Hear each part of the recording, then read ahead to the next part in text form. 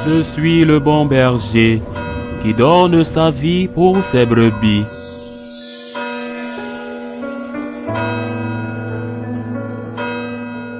Alors qu'il était en route avec ses disciples, Jésus entra dans un village. Une femme appelée Marthe le reçut dans sa maison. Elle avait une sœur nommée Marie qui, se tenant assise aux pieds du Seigneur, écoutait sa parole. Marthe était accaparée par les multiples occupations du service. Elle intervint et dit, « Seigneur, cela ne te fait rien. Ma sœur me laisse seule à faire le service. Dis-lui donc de m'aider. » Le Seigneur lui répondit, « Marthe, Marthe, tu t'inquiètes et tu t'agites pour bien des choses. Une seule est nécessaire. Marie a choisi la meilleure part. Elle ne lui sera pas enlevée. » Acclamons la parole de Dieu.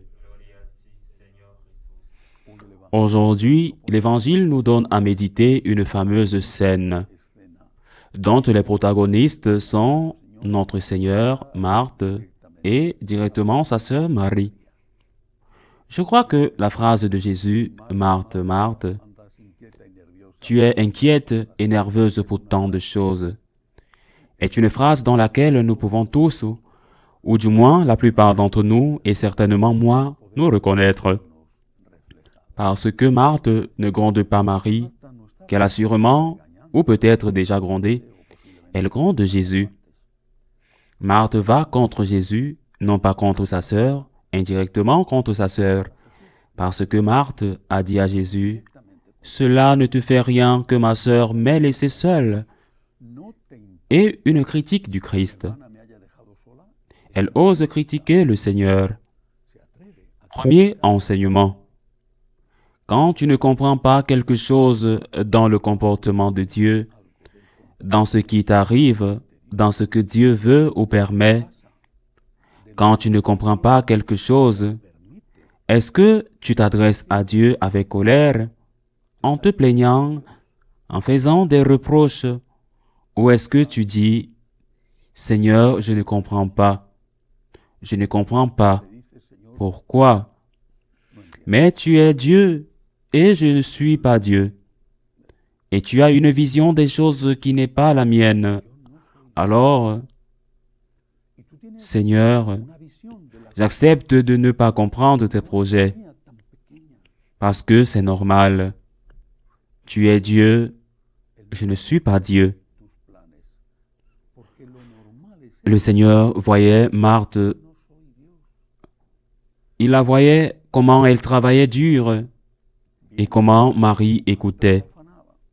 Et si à ce moment-là, il était plus important que de bien préparer la maison, de préparer la nourriture pour Jésus et ceux qui allaient avec lui, qui étaient en bon groupe, d'avoir des chambres prêtes, outre le fait qu'il y a des choses, bien sûr, qui étaient connues d'avance et qui auraient pu être préparées, et si à ce moment-là, la chose la plus importante, même que de bien préparer la maison, était de préparer la nourriture pour Jésus et ceux qui allaient avec lui, qui étaient un bon groupe, d'avoir des chambres prêtes, et si à ce moment-là, la chose la plus importante était d'écouter Jésus, parce que nous ne savons pas ce qu'il enseignait, mais peut-être qu'il parlait de sa mort à venir, de sa résurrection.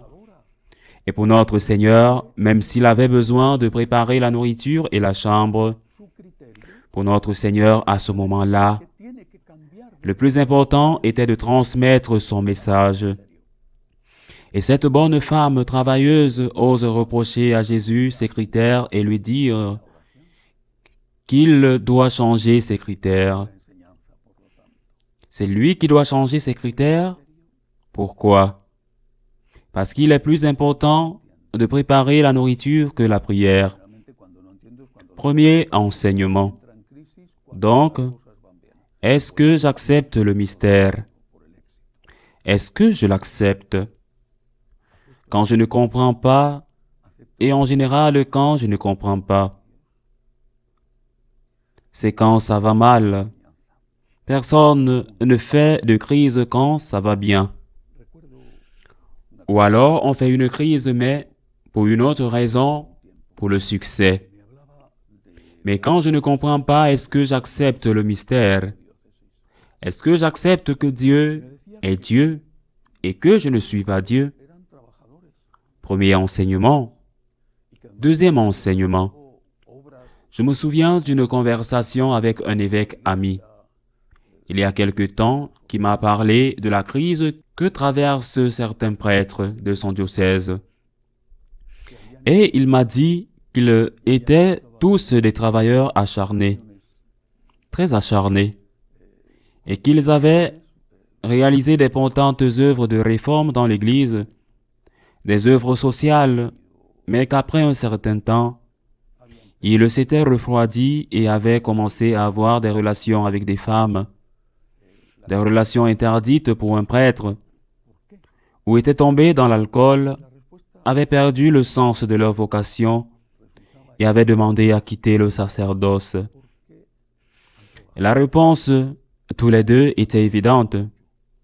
Parce qu'ils ont trop travaillé, pas trop travaillé, mais ils ont trop travaillé, ce qui est différent. Et vous travaillez trop quand vous n'avez pas d'équilibre entre le travail et la vie de prière. J'ajouterai même un troisième point, le repos. Nous sommes des êtres humains.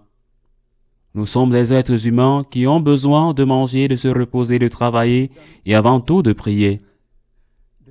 Je n'oublierai jamais la réponse que Sainte Thérèse de Calcutta, Mère Teresa, a donnée un jour à une supérieure d'une de ses communautés dans un pays africain où il y avait tant de besoins et tant de travail à faire pour aider les pauvres, que les religieuses de Mère Teresa devaient faire 1 heure de prière tous les jours. Cette supérieure lui a écrit et lui a dit, « Nous sommes surchargés de travail. Permettez-nous de réduire un peu notre prière et au lieu de faire 1 heure, faites seulement 1/2 heure. » La réponse de Mère Teresa a été, « Si vous êtes tellement surchargé de travail, ce que vous devez faire, c'est prier davantage. Parce que le travail vous épuise, le travail brûle de l'énergie et, bien qu'il puisse vous donner la satisfaction, le cas échéant de voir le résultat de votre effort, le travail vous épuise. S'il n'y a pas de revenus, les dépenses, quel que soit le capital initial, finissent par dévorer ce capital et vous vous retrouvez en situation de faillite. La prière est le revenu. Le travail est la dépense. Et à côté du travail, il y a d'autres choses. Mais la prière est le revenu. Et c'est pourquoi cette parole de Jésus est valable pour nous tous. Bien sûr, pour les prêtres, mais aussi pour les laïcs. Dans votre famille, il y a beaucoup de dépenses. Je ne parle pas des dépenses économiques. La vie en commun dans le mariage, la vie en commun avec les enfants, la vie en commun avec les personnes âgées. Y a-t-il beaucoup de dépenses? Vous devez avoir plus de revenus. Peut-être y a-t-il une dépense que vous pouvez réduire, mais souvent ce n'est pas possible. Ce que vous devez avoir, c'est plus de revenus, plus de prières, plus de communion, plus de confession, et de cette manière, vous pourrez porter votre croix quotidienne. Ne pas sombrer, persévérer parce qu'il ne s'agit pas de faire un sprint et de s'asseoir ensuite, mais de faire une marche continue pour pouvoir arriver dans la grâce et la fidélité jusqu'à la fin. Ainsi soit-il. Nous, franciscains de Marie, avons créé une méthodologie pour la formation. Donner une formation aux laïcs, une direction spirituelle et une spiritualité. La spiritualité de la gratitude, qui est propre à notre charisme, à notre famille, à cette institution que nous appelons école de gratitude, où l'on reçoit ces trois choses, la spiritualité, la formation, la direction spirituelle. Et tout le monde peut s'y inscrire. Elles sont en ligne, dans certains cas, en personne, le jour et l'heure que chacun veut. Car, heureusement, il y a déjà plusieurs centaines d'écoles de gratitude dans le monde entier. Tous ceux qui veulent peuvent s'inscrire. Donc, vous pouvez écrire et dire que vous voulez être dans une école de gratitude parce que vous voulez recevoir une formation, une direction spirituelle, et parce qu'ils veulent apprendre la spiritualité. Mais tous les 2 ans, nous faisons un effort supplémentaire pour réaliser une invitation. Cette invitation à participer à l'école de gratitude. Parce que tous les 2 ans, nous vous invitons à vous préparer à réaliser la consécration au Sacré-Cœur de Jésus et au Cœur Immaculé de Marie. C'est-à-dire se préparer à se consacrer au Sacré-Cœur à un moment donné.